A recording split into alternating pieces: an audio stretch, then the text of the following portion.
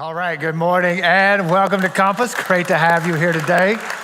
So you just heard Northwest ISD school starts tomorrow. Some of you have already started school for a week or two, so you didn't get the extra week and a half. Football starting, so like lots of new things starting, and we're starting a new series today. So if you're here as a first-time guest, glad to have you with us. And we're kicking off this brand new series called Letters from My Future Self. You just heard, so we realized this also before I jump into the new series, that we told Thursday nights we were keeping Thursday. We realized we didn't tell you guys we're keeping Thursday, but it was a great summer. We love that. And I do want to just echo what Josh said and say, come check out a Thursday sometime. And for sure, if you're out of town on the weekend, if you have to work on the weekend, your kids have games, that's why we created Thursday night, to give you an option to still keep up with our series, what's going on, if your weekend's crazy and you just can't get here. And obviously come for free Chick-fil-A if you want in a couple weeks, come check it out. We will take you there as well. Today, this new series, Letters from My Future Self. So we all have moments, we all have situations, we all have things that have gone on in the past that we wish we could go back and warn ourselves or encourage ourselves or maybe prepare ourselves, right? Ladies, when he asks, tell him you are busy on Friday night, right? You're washing the dog, you are straightening your hair, whatever it is, right? You are unavailable. Be sure to buy as much stock in this company, in this brand, and this whatever as you can possibly afford. And then go rob your kid's piggy bank and go in and buy some more, right? Or how about this? Football starting. Root for the Cowboys. Be fans of the Cowboys. Just don't bet on them in the big game, right? That's what you would tell yourself. Not hating, I'm just trying to help you out here. Would it not be great if you could, if our future self could send us a note letting us know if kale and quinoa actually had any real nutritional value or health benefits, or if I could avoid that stuff? Or how about this? Are essential oils really the miracle cure, or is that a massive joke by someone to make us all walk around and smell funny? I want to know. I wish I could find out. So there are things that we would want to know, or we would tell ourselves if we had the ability to go back in time and write a note to ourselves, some things we wish we knew then that we for sure want to know now. So here's a few things we're going to cover throughout this series. We're going to talk about this, how to not worry, right? Don't worry. Sometimes we just let that consume us. How to forgive. Next week, we're going to talk about the topic, please forgive. And that's going to be really important for some of you. We'd make sure we would learn to dream big. Don't give up on your dreams. Some of you have, and we want you to dream big. We want you to learn to ask for help. That one is particularly hard for me, so I'm going to have someone else teach that week. I'm not even making that up. Then we'll finish up and we'll talk about this. Week 5, the importance of saying I love you.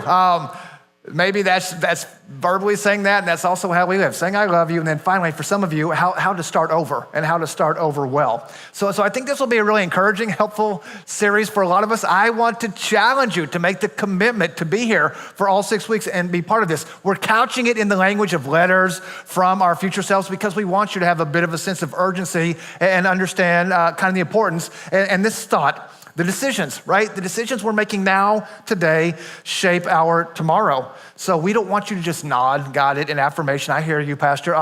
But move in expectation, knowing that today, right now, that will very soon be your past, but it is for sure shaping your tomorrow and your future. So we want to get some things right so that you shape a great tomorrow and you shape a great future, starting with this. Here will be our first thought, right? Our first theme, our first letter we would write, and it would be, don't worry. Right? Or spend less time worrying for sure. Don't try to control the future because there's a lot of ways you can't control things. Learn to trust God for results and so many things in your lives.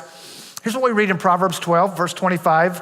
Worry weighs a person down, right? It's just like a burden. It's like a huge weight just pushing you down, making life not fun. Solomon writes this in Ecclesiastes 11, so refuse. This is an intentional action. I will refuse to worry and therefore keep your body healthy. But implying this, there will be opportunity for you, right? There's going to be reason to worry, but there's some things that we can do to make sure it doesn't overwhelm us, okay? And so the first thing I would write to encourage myself not to worry and to keep my mind and body and soul healthy is this: trust God, right? You want to learn to not worry. Trust God in the trials. Meaning this, I would put it this way: God is in control, even in our stress-filled, overwhelming, worry-filled situations. So you understand, stress and worry oftentimes come into our lives whenever we experience things that are unplanned for or that we're unprepared for. For example, the teacher comes into the classroom, right? Professor comes into the classroom and says, all right, pencils down, or books closed, grab your pencil, time to take the test, right? This test will be half of your entire grade. And you forgot to study or you failed to study, so you are unprepared. All right, stress and worry. Or this will cause you to feel stress and worry. When you go out to grab the mail and you get the mail and you find a bill that was unexpected, right? Maybe the insurance denied some claim and now you owe $8,000 for this medical thing. That creates worry and stress. We experience stress whenever the doctor calls and says, I saw something that doesn't look normal. Or the school calls and says, we want you to come in and talk about some concerns we have for your child. So lots of things in life, unplanned for, unprepared, unexpected, that can create stress and worry. And if you're out there in the room right now going, I'm having a hard time coming up with something, okay, give it a couple days. Or just like go to watch any 24-hour news network, give that a few minutes and you will be ready to build a bomb shelter in your backyard, stock up on food and supplies, ammo for some of you, right? And just lock yourself in, because worry and stress-filled situations listen, they're here to stay until Christ comes back. We read this in Matthew chapter 6, Jesus' words. He says, so don't worry, right? So don't worry about tomorrow, for tomorrow will bring its own worries. Today's trouble is enough for today.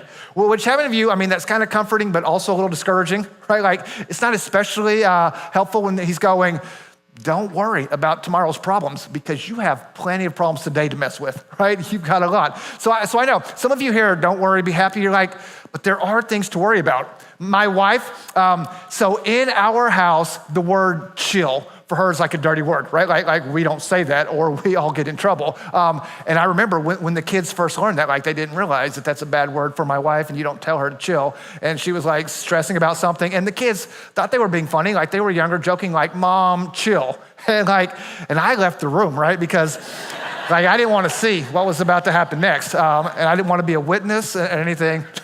She handled it well. But here's the point.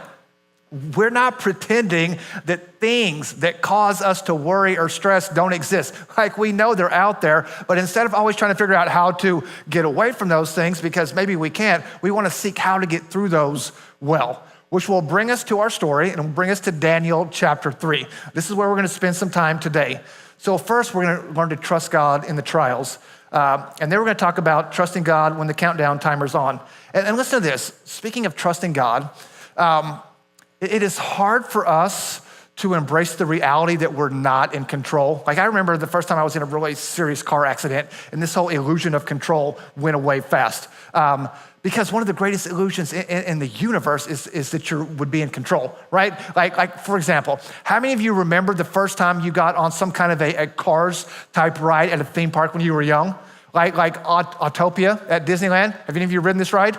I remember the first time taking my son, Zeke, whenever he was probably 4, maybe 5, going on the ride. And so when you go through the line, you have to be a certain height to be able to ride the ride. And if you're a certain height, you can drive the car. And if you're another height, you can be in the car, but you have to have a parent with you. So he was kind of at that height where he could get behind the wheel, but he has to have someone with him. Well, when you go through the line for that ride, they issue you, when you get close to the front of the line, they issue you a driver's license. So you get your little printed Autopia driver's license. And so he's like 4, he gets his license, and he looks at that and he looks at me like, I'm legal now, old man, right? Like I will be the one driving on this ride, and he did. So we get on the ride, right? And you get behind the wheel and you give it some gas and you start to go. And you feel like you are in control, man, until you see something you want to drive toward, some cool attraction, something. And so you turn your wheel to go that way, and it doesn't go that way. It goes the other direction. And you realize you're on a track following other people, people and you're not in control at all. I mean, you can pump the gas and pump the brakes a little, but that is it. Okay?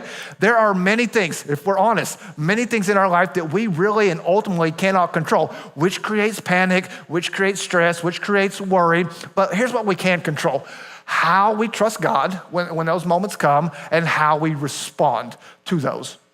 So now Daniel chapter 3, trusting God. Here's the second point. Trust God, watch this language, when the countdown timer's on. Because when we feel like the countdown timer's on, when we feel like time is running out, maybe with the bills, maybe with the relationship, maybe at the job and the opportunity to advance, whatever, that's when we really start to worry, feel stress. And so I want us to trust God when the countdown timer's on. Or you could say it this way: God is in control even when time is running out. So here's our story. And if you don't know the story of Shadrach, Meshach, and Abednego, these are three young guys that get taken into captivity, into slavery in Babylon. The king at the time they get taken into captivity is Nebuchadnezzar. And in this story, so he builds this enormous 90-foot statue image of himself made out of gold, which, does that guy not have a major ego, right? Like the guys come back and they're like, "Hey, king, we got the 85-foot statue." And he's like, "No, I need 90. All gold, do it again." So big ego, builds the statue, and here's what he basically says. He's like, "Okay, we're bringing out the marching band, right? Welcome back football season. We're bringing out the marching band. They're gonna fire it up. They're gonna start to play. Whenever we do, all of you are going to bow down." And like there's some guys in the audience going, "Nope, I'm not bowing. I don't care. I don't care who he is. I don't get down on my knees for no one." And then, of course, the king follows up with the phrase, "And if you don't bow down, then you're going into the furnace." Which they're like, "Oh, well, bowing's not actually that bad, right? Like, I can totally bow. That will not be a problem."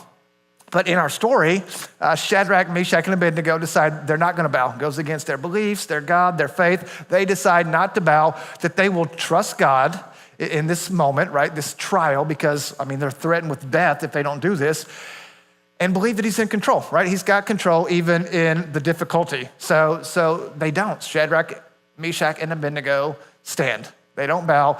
And they're in a valley, or at least a really big plain, hundreds of thousands of people around them all start bowing down. They're just watching them drop to the ground around them as they stand. And listen, somebody went and snitched, right? Which of course they did. Somebody goes to tell the king, someone goes to tell on them. So these guys come to the king, and they're kissing up, right? They are totally kissing up. They're like, "Oh, king, you're awesome. You are the bomb. We love you so much, king. Thank you for making us bow down to that ridiculous, enormous statue that you made of yourself. Hey, did we mention, did you maybe hear that Shadrach, Meshach, and Abednego, they didn't bow down to that very lovely image that you created? I'm just wondering if maybe you knew that, king," right? So he finds out. The king is furious because he's got anger issues. And here's what he says, verse 13.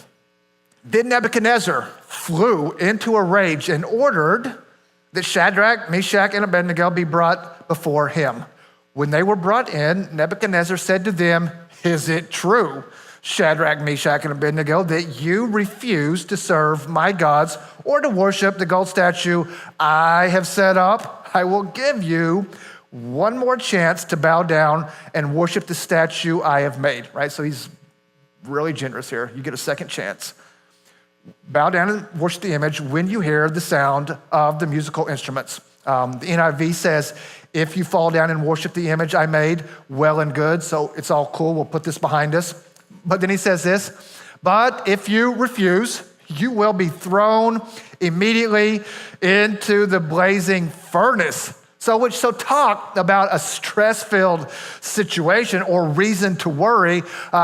Do what I say, bow down and live, right? Go against your belief, go against your faith, go against whatever you stand for, your values. Do that and live, or you don't bow down and then you die, right? That's your options right there. So a little pressure, some cause to maybe worry. And then watch how the king closes this statement. He says this, "And then," this is great, "and then what God will be able to rescue you from my power." Which listen, I don't know what God had on his to-do list for that day, right? Like what his agenda was scheduled. But I'm pretty sure at that moment, God's like, oh no, you didn't, right? Like angels, clear my calendar, right? I will be handling this one, right? Nope, all of it, you guys take a break. I've got this. Because the king's basically going, maybe you're confused, right? Talking to these guys, maybe you're confused. Maybe something got lost in translation, right? You're Hebrews, maybe you don't get the language. Maybe you're confused here. So I'll give this another try. We'll bring the band back out. We'll get the horns, get everything. They'll fire it up when they play. If you get this right, I'll give you another shot. We're good, right? We'll move on. If not, you are going into the fire and nothing will be able to save you, which this is a big deal, right?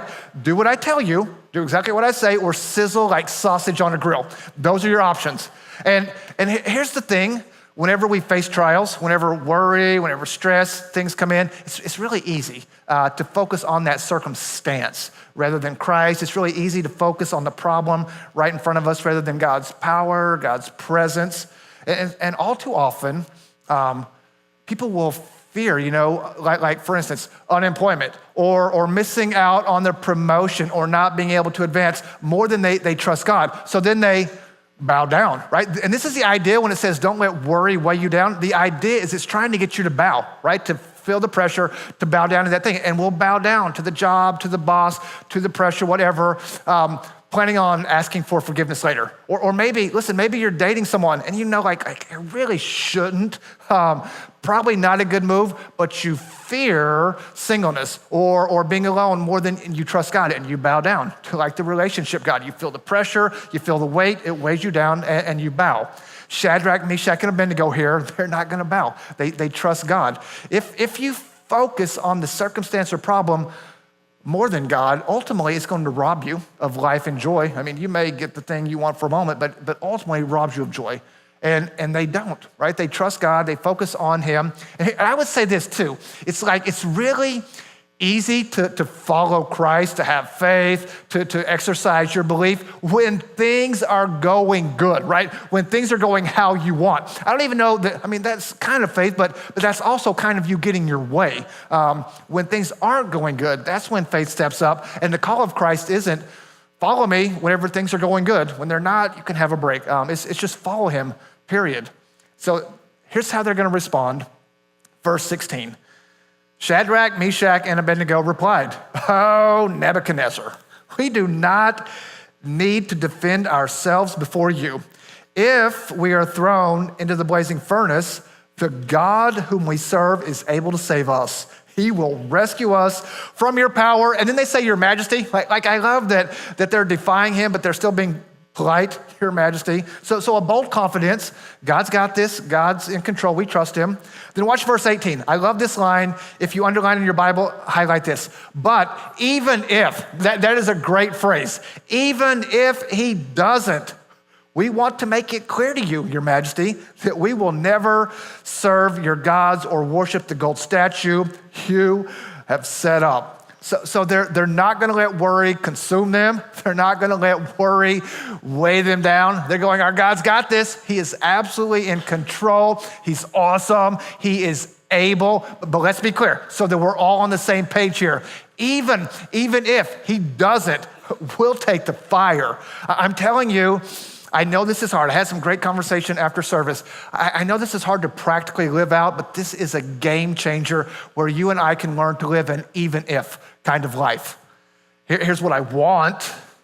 Here's what I'm hoping for. Here's what I'm asking. Here's what I'm pursuing. I don't really like what's going on over in this spot right now, but even if, right? Even if that doesn't change, this doesn't work out, I'm gonna ask, but even if I'm with God, right? God has got this and I'm with him. That makes you really strong and scary and unstoppable. And they're even if, right? This is what we're trusting, this is what we're praying for, even if. And think about this in this moment, right? Back to the story. So if you're the one calling the shots, right? If you're the one writing the script for this story, is this not a great moment for God to show up? Like picture if this is some kind of movie, some Disney movie, some Marvel movie, lightning strikes and like God drops down out of the sky like some superhero, hits the ground, right? And the ground shakes. Like for me, if I'm directing this, I would be like, God, this is the part where you come in. Like Gabriel's gonna blast his trumpet, make a really cool sound. You do that thing that you do, right? Lightning strike and the ground shakes and like the music starts playing in the background. It's really awesome, right? Just like God, just swoop in, right? Swoop into there and light it up. This is the perfect moment. Shadrach, Meshach, and Abednego just said that really cool line, like, even if you throw us in the fire, like it was awesome, God. So do you want me to go back and reread it? No, you wrote it. That's right. Okay, never mind. But this would be a really great spot for you to just crash that party, right? Just get in there, do your God thing. This is like Oscar-worthy moment. And God doesn't, right? Not there when they say that really cool line, not right before they get thrown in the fire. God doesn't. And this is it. They're about to go into the furnace. No more second chances, no more do-overs, no more time extensions, whatever. How many of you believe this is what really happened here? And then back to our second point, trust God when the time is running out. That's what's happening here. God is in control, again, even when the countdown timer's on. We're not talking next week. Like next week, if we don't work some things out, it's too late. We're not talking about in a couple days from now, if we don't get it figured out. We're talking like right now, right? In seconds, this is gonna happen, which some of you know the story. So we kind of like, oh yeah, God does this. They don't know the story. They're in the story, right? Like how bad does this look? It looks terrible. Talk about reason for maybe to worry or let those things pressure you. And here's what I've learned, right? Some of you have learned this. God is never late, ever, right? Like how many times has God ever been late? None, right? Like God has never had to apologize. Like, I am so sorry. Traffic was crazy. Accident on the 114, it backed everything up. My bad, right? He's never had to go, bro, that's on me, right? I forgot to set the alarm. I totally overslept. That will not happen again. Like he's never been late. But you know what else I've noticed, and some of you really need to hear this today? He's hardly ever early, right? He's hardly ever early. He just shows up on time, okay? Here's the problem with that. What you and I tend to think is on time is way earlier than what God tends to think is on time, okay? So I'm praying about something, or I'm going through a situation, I'm feeling the stress, I'm feeling the worry, and I'm like, God, like time has run out. It is over, it is too late. And God's going, chill out, bro, right? Chill. It's not even halftime yet, right? And here's the point. Whenever we say time is running out, what we mean is, God, if you let this go for another minute, I'm not gonna be able to fix it, and I'm not gonna be able to handle it. So desperation comes, worry, stress comes, our confidence fails whenever it goes out of our hands. We're going, I am freaking out right now, and I won't be able to fix this if it goes any further. Like I'm standing right at the door of the furnace, and it's too much, right? This is too much for me. It's out of my hands, out of my control. And God's going, listen, I've got you. And when you come to that place, look at your faith and look at your need and your dependence on me there, right? Because Shadrach, Meshach, and Abednego are going, our God will save us. Mostly because only he can now, right? Only God can do that at this point. So God has not lost you. And there are times he will use those moments to move us to a place that deepens our faith in him. And I'm gonna deepen that and helps us to see him more clearly. Listen to what Peter writes in 1 Peter 5:7. He says this, give all of your worries and your cares to God. For what? For he cares about you, right? He cares, he knows, he sees, he's aware. And I heard a guy say this, whenever we see Jesus clearly, whenever we see God clearly, we will follow him closely. But here's what I know to be true for us as we get busy in life, or things are going good, so I've got it on my own. Sometimes we don't see God clearly till we get thrown into the middle of a fire that is 7 times hotter than anything we've been through or experienced. So here's what happens next. Verse 19, Nebuchadnezzar was so furious, right? Again, he's got anger issues here. so furious with Shadrach, Meshach, and Abednego that his face became distorted with rage. Like, now he's serious, right? Now you get the stink eye. He is for real. He commanded that the furnace be heated 7 times hotter than usual, which understand, some of you will leave here and you will honor God in your marriage, even though your spouse is being a jerk or insensitive. You will glorify God at your job or at your school or in your neighborhood or with your family. And rather than getting easier, it might get harder, right? Before coming through whatever that thing is you're dealing with, whatever you're trying to navigate, the heat may get turned up, right? Because Shadrach, Meshach, and Abednego, they do the right thing. They do what they should and honor God, and the furnace gets turned up even hotter. So all 3 of these guys are gonna go into the fire, right? Not just come up to the very edge, they're going in. Here's what we read, into verse 23. So, securely tied, Shadrach and Meshach and Abednego fell into the roaring flames. Then watch in verse 24. But suddenly, Nebuchadnezzar jumped up in amazement. So he gets up in a hurry. We don't know if he's like watching on the Jumbotron, how he's watching this go down. Something gets his attention. And he exclaimed to his advisors, "Didn't we tie up 3 men and throw them into the furnace?" "Yes, your majesty, we certainly did," they replied. "Look," Nebuchadnezzar shouted, "I see 4 men unbound walking around in the fire unharmed." And then he says this, "And the 4th guy looks like a god." So first, do you not love this? Because there's a 4th guy that's come into the story now that Nebuchadnezzar can't get past, right? It's consumed him. And we know in retrospect, most scholars will say that that's probably a pre-incarnate form of Jesus, right? So Jesus in this moment, and trusting God in stressful and overwhelming situations and pressing into him leads to seeing his presence more clearly. And so like the point of this message isn't how to get away from worry and how to get away from stress, because that's part of being alive, right? The point of this message is how to get through those things well. And Shadrach, Meshach, and Abednego, they have worries. They have areas for stress, big ones here, but they trust God, right? Even though it looks like game over, even though it looks like it's too late, even though it looks like there's no hope here. The king throws them into the fire thinking he's the one in control, right? I'm in control, I've got this. But then he's watching, right? He's watching the whole thing go down. And I picture he starts to count, right? Like 1, 2, 3, 1, 2, 3. Guards, come here, guards. Question, all right. How many guys did we throw into the furnace? How many do we have?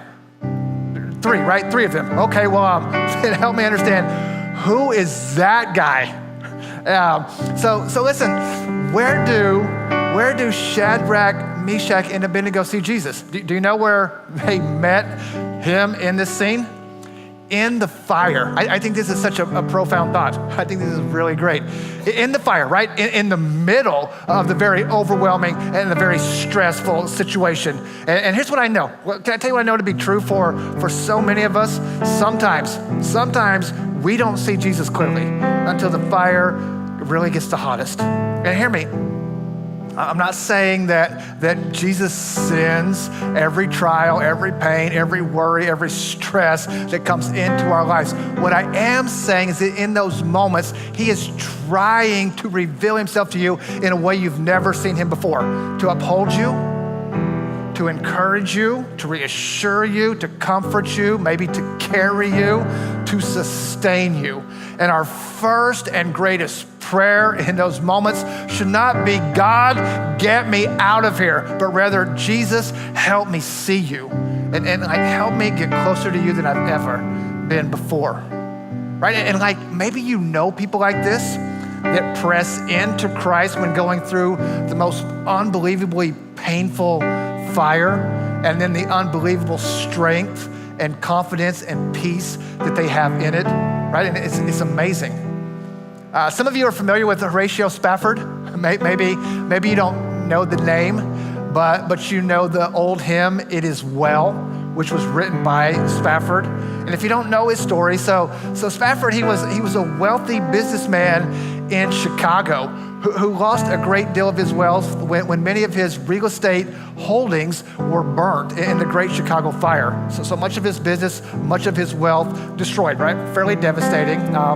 But things would get much worse for him because a little while later, his family had planned this European vacation, right? So apparently his business didn't suffer totally because they're all about to travel to Europe for a vacation together as a family. And then last minute, he finds out he needs to stay behind because he has some business dealings he's got to wrap up before he makes the trip. But he doesn't want his family to miss out on this trip they've got planned and get to go to Europe and hang out and sightsee. And so he tells the family, hey, you guys go ahead, make the trip, and then he will catch up as soon as he can behind them. So he takes his family, puts them on a boat, his wife and his 4 girls, to go to Europe. But then on the voyage, tragedy hit the family. And he gets a telegram from his wife with these 2 painful words, saved alone. So the ship goes down and all 4 of his girls get lost at sea. I have 2 girls. I don't know what I would do there. But he doesn't become bitter or resentful. He doesn't let that whole situation cause him to worry and fear and stress and just consume him. In fact, later on, he would be crossing that same sea and he would come to the place where the incident happened, which is where he penned the words of his well-known song from It Is Well, where he writes, when peace like a river attendeth my way, or when sorrows like sea billows roll, whatever my lot thou hast taught me to say, it is well with my soul. So he writes this song. He looks to Christ and he leans in the moment, and not only to get him through it, but so many other people throughout the ages then from that song have been encouraged and comforted by its words. And some of you, right, some of you get this because you've been there, you've walked through it, you know exactly what that season is like. And when you look to Christ in there, how powerful it is. Some of you, maybe you're in the room today and you don't know about Jesus, you don't know about the church, you don't know about Christianity and all that, but I want you to hear this. Sometimes Jesus loves you enough that he will let some heat get into your life to get your attention so that you would meet him. And here's my prayer, right? Here's my prayer for you. Here's the thing that you should pray. In those moments, let me see you. And here in just a moment, we're gonna sing this song together. It's been a powerful moment all this morning and on Thursday night. And I'm gonna encourage some of you to come forward for prayer because you really need it in this season.